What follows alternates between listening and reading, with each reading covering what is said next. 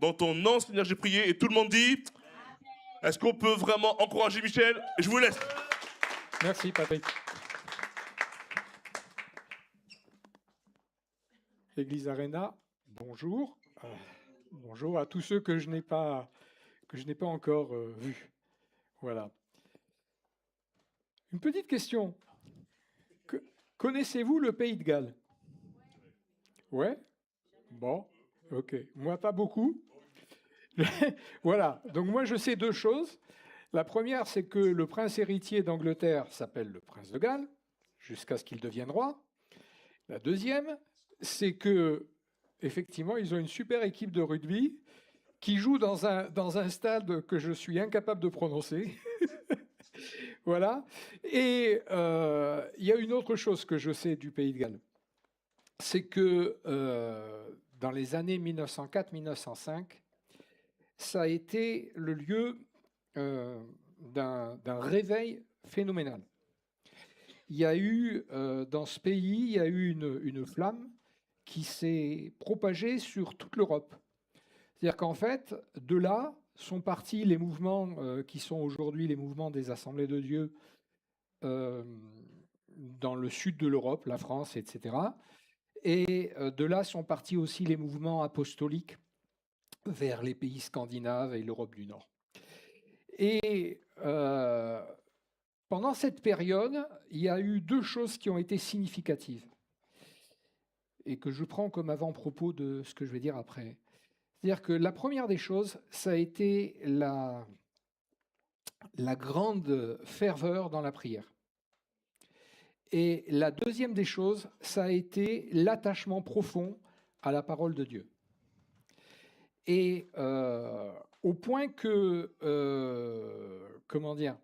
au point que les gens ne venaient pas au culte au moment du culte, ils venaient au culte 1 heure avant.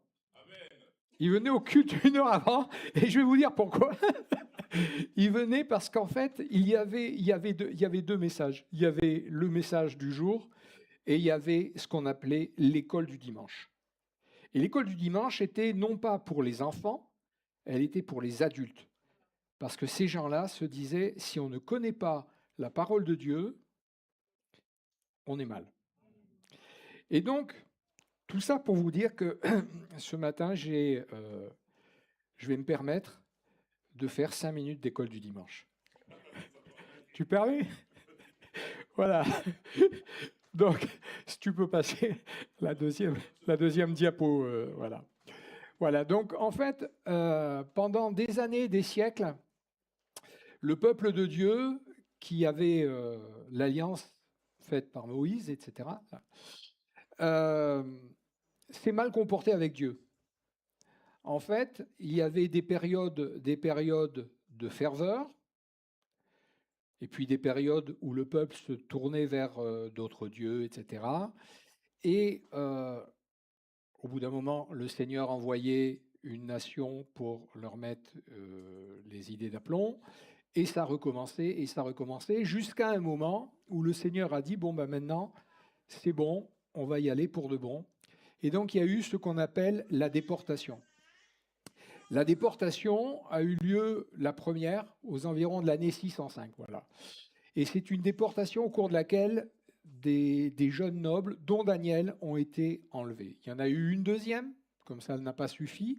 Il y en a eu une deuxième aux environs de l'année 597, avec à peu près 11 000 personnes. Et Ézéchiel faisait partie de ces déportés. Ézéchiel qui a eu après les visions que tout le monde connaît. Et ensuite, il y a eu la déportation, là vraiment la déportation massive, où le roi de Babylone a pris tout le monde aux environs de 586. À cette période-là, Jérémie, qui depuis des années et des années prophétisait la déportation, prophétise que cette déportation aura lieu pendant 70 ans. Et au bout de 70 ans, si on prend les dates, 538, ça fait 67, au bout de 70 ans, le roi de Perse, c'était plus le roi de Babylone, c'était le roi de Perse, le roi de Perse a renvoyé une partie du peuple hébreu à Jérusalem, avec à leur tête Zorobabel et Josué. Zorobabel qu'on appelle Sheshbatsar dans certaines versions, dans certains passages, et à peu près 50 000 personnes. Et à ce moment-là, le peuple est revenu, et le peuple a reconstruit l'autel, et le peuple a reconstruit le temple. Ensuite, plus tard, 457, il y a eu Esdras, et à peu près 5 000 à 10 000 personnes. Et enfin, aux environs de 444, c'est-à-dire à peu près 13 ans après l'arrivée d'Esdras, il y a eu Néhémie.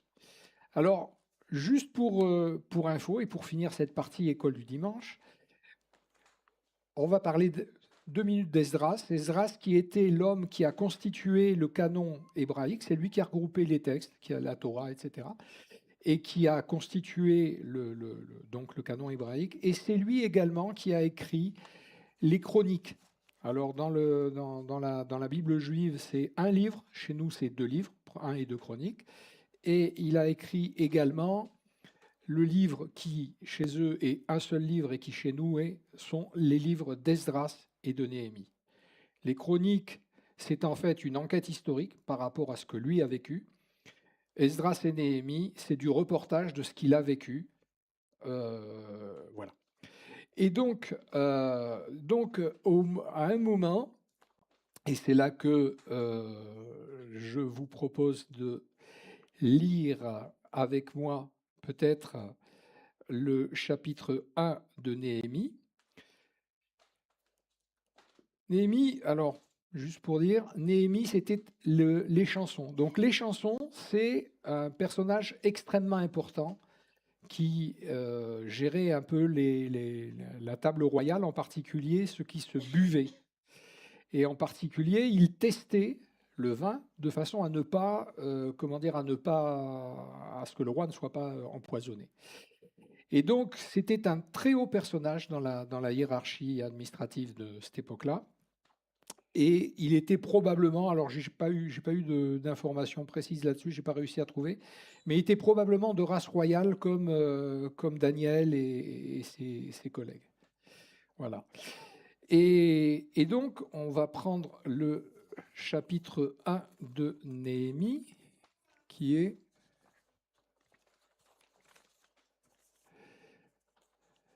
Parole de Néhémie, fils de Hakalia, au mois de Kisleu, la 20e année, comme j'étais à Suse, la capitale, Anani, l'un de mes frères et quelques hommes arrivèrent de Juda.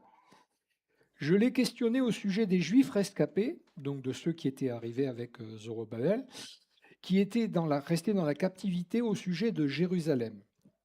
Ils me répondirent, ceux qui sont restés de la captivité sont là, dans la province, au comble du malheur et du déshonneur. La muraille de Jérusalem a des brèches et ses portes sont brûlées par le feu. Lorsque j'entendis ces paroles, je m'assis et je pleurai pendant plusieurs jours et je pris le deuil, je jeûnai et je priai devant le Dieu des cieux. On se retrouve là face à quelqu'un qui réagit comme les Gallois. Il commence par jeûner et par prier. Et la prise de conscience est sévère. En fait, oui, le temple est reconstruit. Oui, l'autel reçoit les sacrifices de façon régulière. Mais, mais en fait, la ville est dans un état de confusion terrible. Et en fait, ils sont déconsidérés par rapport à tous ceux qui les entourent. La ville n'est pas reconstruite. Et donc, suite à ça, alors il y a une partie que je ne lis pas qui est la prière de Néhémie, qui est quelque chose de très intéressant. En fait, Néhémie, c'est quelqu'un qui a, dans le livre de Néhémie, on retrouve 11 fois la notion des moments de prière. C'est quelqu'un qui basait sa vie sur la prière, juste comme ça. Néhémie chapitre 2, verset 1. Au mois de Nisan, la 20e année du roi Artaxerxès, comme le vin était devant lui, je pris le vin, je l'offris au roi. Jamais je n'avais paru triste en sa présence. Le roi me dit, « Pourquoi as-tu le visage triste? Tu n'es pourtant pas malade, ce ne peut être qu'un chagrin de cœur. » Je fus saisi d'une grande crainte et je répondis au roi que le roi vive éternellement. Pourquoi n'aurais-je pas le visage triste alors que la ville où sont les tombeaux de mes pères est détruite et que ses portes ont été dévorées par le feu? Le roi me dit, au fait, que demandes-tu donc? Je priai le Dieu des cieux et je répondis au roi, s'il plaît au roi et si ton serviteur a sa faveur, envoie-moi en Juda vers la ville des tombeaux de mes pères pour que je la rebâtisse. Le roi, auprès duquel la reine était assise, me dit alors, combien de temps ton voyage durera-t-il et quand seras-tu de retour? Il plut au roi de me laisser partir et je lui indiquai la durée. En fait, cette rencontre était une rencontre à haut risque. On ne se présentait pas devant le roi à ce moment-là d'une façon aisée, facile. On ne se présentait pas comme ça. On avait intérêt à faire attention à la façon dont on se présentait. Il faut savoir que cette rencontre, alors je ne connais pas le planning de Néhémie, mais cette rencontre a lieu en fait 4 mois après la prise de conscience par Néhémie.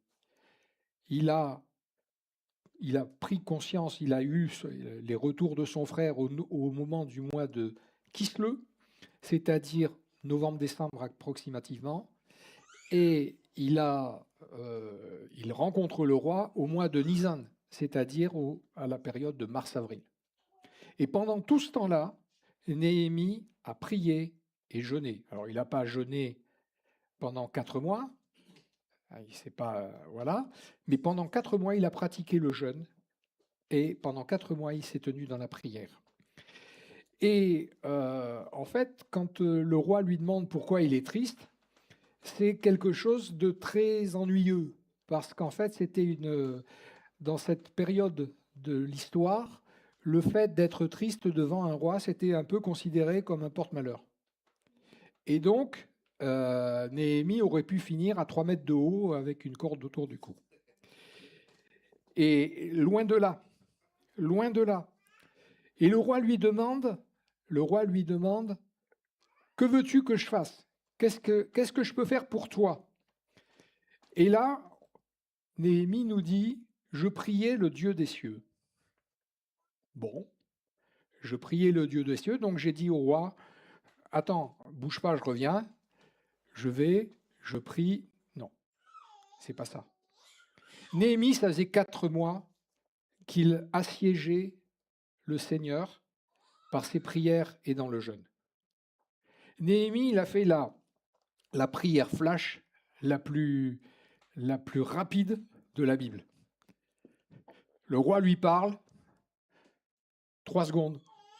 Seigneur, tu sais ce que je te dis depuis 4 mois. Il se retourne et il lui donne la réponse. Et il dit, voilà, comment je pourrais ne pas être triste, etc. Et là, au lieu de se fâcher, le roi lui dit, qu'est-ce que je peux faire pour toi? Voilà, donc donne-moi des lettres de recommandation, donne-moi des moyens techniques, etc. Et donc Néhémie s'en va, à l'inverse d'Esdras, vous lirez Esdras, vous comprendrez, à l'inverse d'Esdras, Néhémie s'en va avec, il est bien pourvu. Il a toutes les lettres de recommandation possibles, il a du matériel, il a de l'argent, il sait où il va.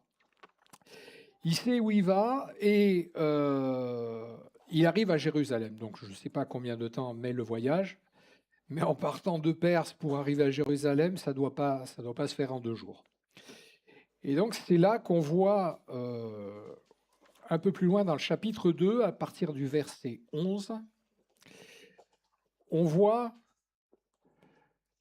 Néhémie qui fait une certaine visite. J'arrivais à Jérusalem, j'y passais 3 jours, puis je me levai pendant la nuit avec quelques hommes sans avoir indiqué à personne ce que mon Dieu m'avait mis à cœur de faire pour Jérusalem. Il n'y avait avec moi d'autres bêtes de somme que l'animal que je montais. Je sortis de nuit par la porte de la vallée. Et là, peut-être que tu pourrais mettre, enfin après mettre la prochaine diapo. Je sortis de nuit par la porte de la vallée dans la direction de la source du dragon et vers la porte du fumier, en inspectant les murailles de Jérusalem qui avaient des brèches et ses portes dévorées par le feu. Je passai près de la source, près de la porte de la source et près de l'étang du roi. Il n'y avait pas de place où la bête qui était sous moi puisse passer. Je montai de nuit par le ravin et j'inspectai la muraille, puis je rentrai par la porte de la vallée et je fus ainsi de retour. Les magistrats ignoraient où j'étais allé et ce que je faisais. Jusqu'à ce moment, je n'avais rien raconté aux Juifs, ni aux sacrificateurs, ni aux grands, ni aux magistrats, ni aux autres qui avaient une fonction quelconque. Je leur dis alors, vous voyez le malheur où nous sommes. Jérusalem est détruite, ses portes sont brûlées par le feu. Venez, rebâtissons la muraille de Jérusalem et nous ne serons plus dans le déshonneur. Et je leur racontai comment la bonne main de mon Dieu était sur moi et quelles paroles le roi m'avait adressées. Ils dirent, levons-nous et bâtissons, et ils se fortifièrent dans cette bonne résolution. En fait, on peut remarquer la stratégie de Néhémie, qui est d'une extrême prudence, qui arrive avec toutes les recommandations possibles, mais qui ne joue pas le kéké. Il dit rien. Il arrive en discrétion. Voilà, il devait y avoir un autre gouverneur qui a cédé sa place. Mais lui, pendant 3 jours, il reste tranquille. Et au bout de 3 jours, il fait le tour. Et quand il fait le tour, en fait, il le fait seul. Et il le fait de nuit. Et qu'est-ce que fait Néhémie? En fait, il vérifie ce que son frère lui a dit. Il constate l'état de la muraille. À un moment, on nous dit, la bête de somme qu'il avait avec lui, donc l'âne ou le mulet ou le cheval, ne pouvait plus passer. C'est donc qu'il y avait une vraie, enfin ce n'était pas 3 pierres qui étaient tombées, c'était une vraie catastrophe. Et il le constate lui-même. En fait, quelque chose d'intéressant, c'est vérifier par soi-même la validité de ce qui lui a été dit. Ensuite, c'est à ce moment-là qu'il informe les chefs de la communauté. Il réunit donc tous les magistrats, les sacrificateurs, les lévites, tous ceux qui avaient des fonctions, et il leur dit, là, il y a quelque chose qui ne va pas. Ça fait des dizaines d'années, là, on aurait pu faire le calcul sur l'autre diapo, ça fait des dizaines d'années que Zorobabel est arrivé avec Josué. Le temple a été reconstruit, l'autel a été reconstruit, la vie spirituelle se déroule normalement, si on peut dire, mais elle se déroule dans un champ de ruines. Et en fait, Néhémie demande à chacun, à ce moment-là, à chacun de prendre ses responsabilités. Et le peuple a dit, levons-nous et bâtissons. Ok, d'accord. Alors, je vous épargne le chapitre 3, qui est un des chapitres extrêmement intéressants, mais extrêmement pénible à lire, parce que, en fait, le chapitre 3 montre, alors, chapitre 2 montre le tour de Néhémie. Néhémie a fait le tour de la ville de cette façon-là. Et le chapitre 3 nous enseigne que telle personne a pris tel bout de mur, que telle autre famille a pris tel tour, que tel autre a pris telle porte, etc., etc. Et donc, en fait, j'ai fait une petite liste des gens qui ont aidé, des gens ou du type de personne qui a aidé. D'abord, les sacrificateurs, premier servi. C'est eux qui sont venus, ils ont remis le temple d'Apollon. Donc, les sacrificateurs ont pris une part de la reconstruction. Auprès des sacrificateurs, il y avait les Lévites. Là aussi, nous avons des professionnels du culte. Ils se sont impliqués. Presque plus étonnant, on voit les parfumeurs, les orfèvres et les marchands. Ça, c'était des gens qui avaient beaucoup d'argent. C'était des gens qui étaient dans des professions haut de gamme. Et en fait, c'est intéressant parce qu'en fait, dans le cours de la parole de Dieu, dans la Bible, on voit souvent ces gens-là se mettre en retrait et dire « ça ne me concerne pas. Moi, j'ai les moyens, ça ne me concerne pas. » Et en fait, eux, ils sont venus avec leur famille et certainement avec leurs moyens et ils ont participé à la reconstruction de la muraille. Tout le monde était concerné. On voit aussi qu'il y a des autorités administratives dans les équipes. Vous avez à plusieurs reprises un tel chef de tel district, un tel chef de tel demi-district, etc. En fait, c'était des gens qui, dans la hiérarchie de l'époque, c'était des préfets et des sous-préfets. C'était des gens qui étaient avec de très grosses situations. Ils se sont impliqués. Presque plus amusant, on voit deux autres populations. On voit les Gabaonites. Alors les Gabaonites, c'est les descendants de petits malins qui ont réussi à coincer Josué. En fait, pendant la période de conquête de la terre promise, Josué conquérait une région, une ville, hop, et puis il passait tout le monde au fil de l'épée. On appelait ça passer par l'interdit. Et il y a des gens d'une ville qui s'appelle Gabaon qui se sont dit on n'a pas envie de mourir, n'est-ce pas? Et donc ils ont rusé, ils ont fait comme s'ils arrivaient de l'autre bout de la planète. Et ils sont arrivés auprès de Josué, ils lui ont dit passe une alliance avec tes frères. Ah, Josué a passé l'alliance et puis après il s'est rendu compte qu'il venait de se faire avoir. Voilà. Et donc, comme il n'était pas content, il a pris les Gabaonites et il les a mis en tant qu'esclaves du temple. Les Gabaonites coupaient les arbres et puisaient l'eau pour le temple. Et ça, c'est quelque chose qui est intéressant parce qu'en fait, plusieurs siècles après, les Gabaonites se sont sentis concernés. Ils sont arrivés et ils ont dit, nous aussi. On a été un peu contraints à travailler pour vous, mais nous aussi, on y va. Dans la même idée, il y avait les Nétiniens. Les Nétiniens, c'est aussi une population dont, honnêtement, je ne sais pas exactement d'où ils viennent, mais c'est des gens que Salomon a mis aussi au service du temple. Et ces gens-là, comme les Gabaonites, étaient en fait des esclaves du temple. Et ils ont eux aussi participé. Après, il y avait les Técoïtes. Connaissez-vous Tekoa? Bon, à part le fait que c'est un groupe de la région, Tekoa, c'était une ville pas loin de Jérusalem. Et c'est une ville où les responsables de la ville ont dit à Néhémie, nous, tu ne nous intéresses pas, on est bien à Tekoa, on a les palmiers, les sources, etc. On ne viendra pas. Et les Técoïtes qui sont là, en fait, ce sont des petits rebelles. Les Técoïtes ont dit à leur chef, nous, si vous ne voulez pas y aller, eh ben nous, on y va quand même. Et donc, on a des fortes têtes. Técoïtes. Et puis enfin, on a un gars qui est chef d'un demi-district et que j'ai noté d'une façon particulière parce que c'était un gars très malheureux. Il s'appelle Shaloum. Et cet homme-là, il s'est retrouvé un peu seul parce qu'il avait un grand malheur dans sa vie. Il n'avait pas de garçon, il n'avait que des filles. N'est-ce pas?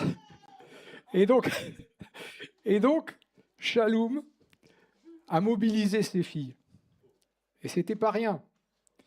C'est-à-dire que Shaloum a remonté sa partie de muraille avec ses filles. Et ça, dans la Jérusalem de l'époque, c'était quelque chose d'extrêmement notable.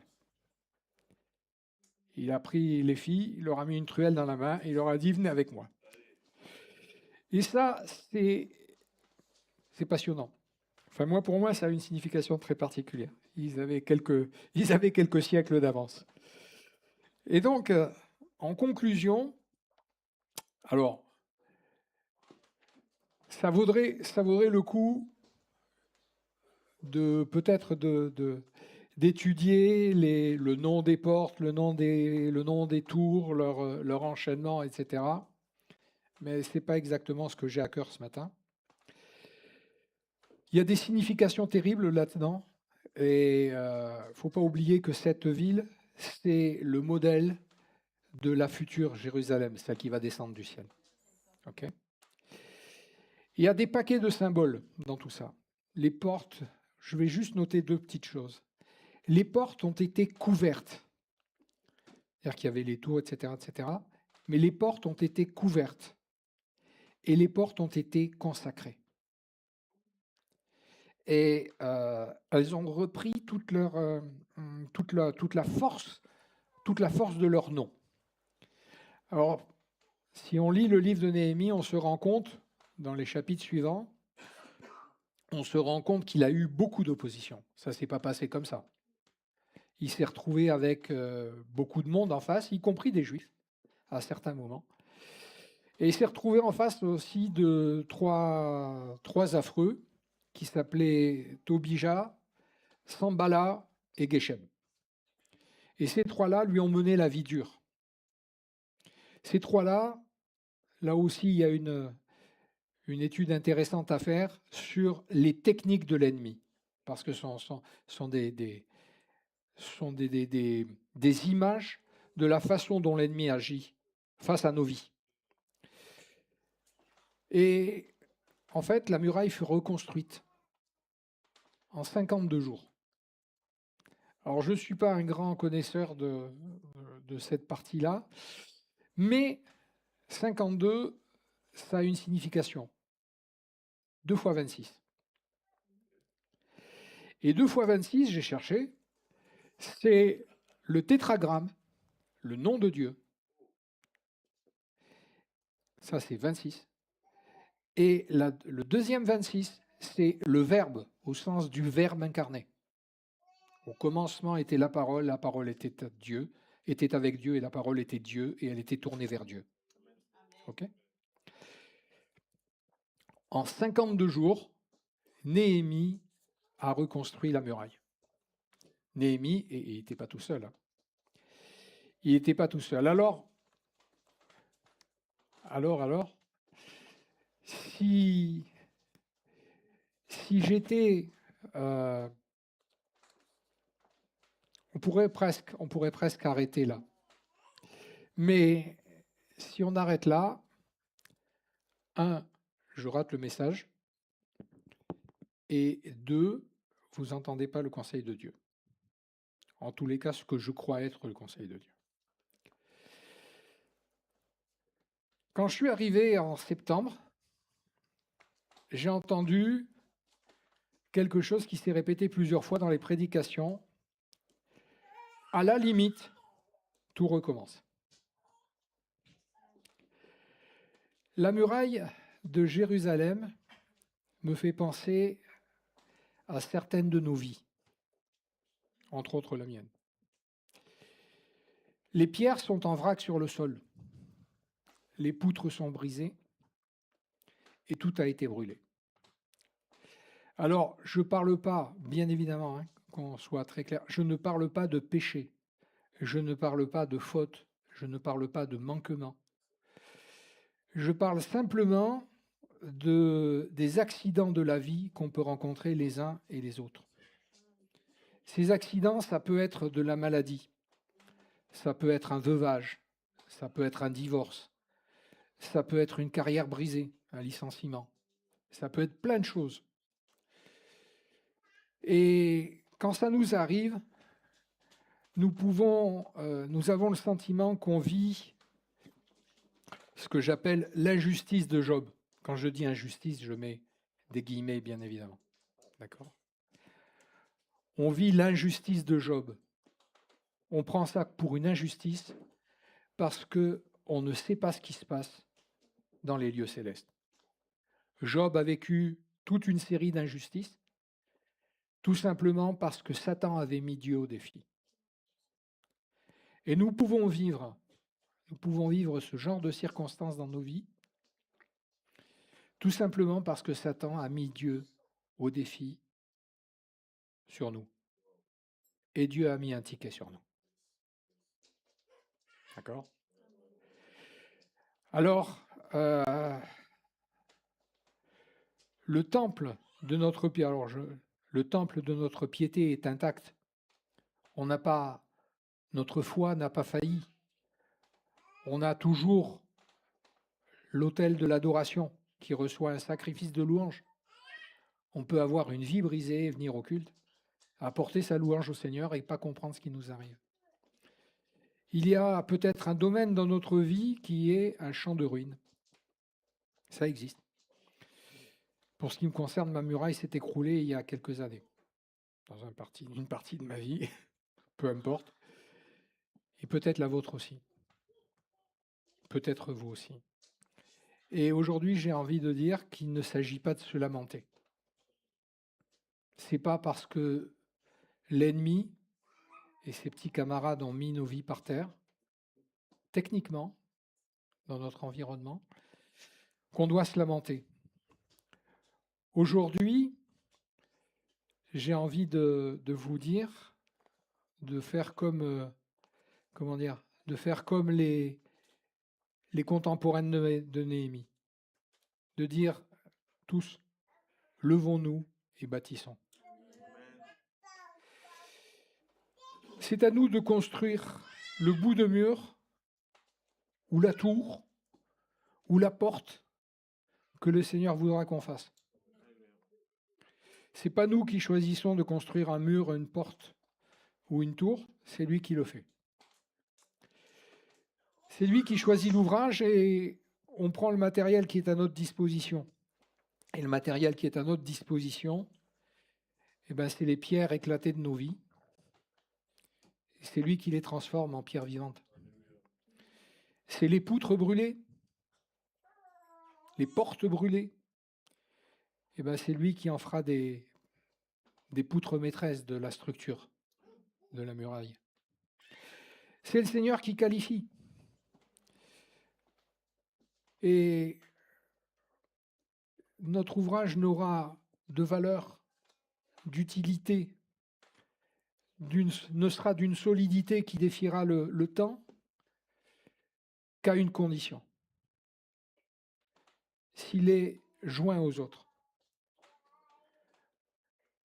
Moi, je peux construire un mur.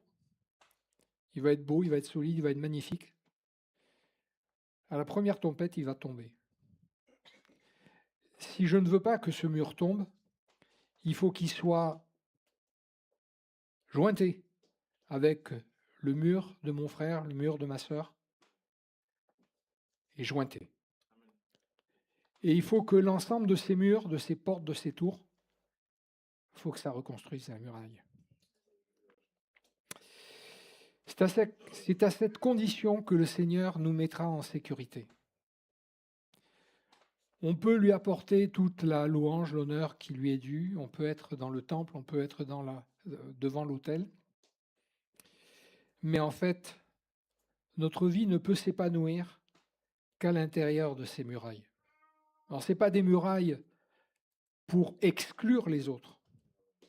Ce sont des murailles de mise en sécurité.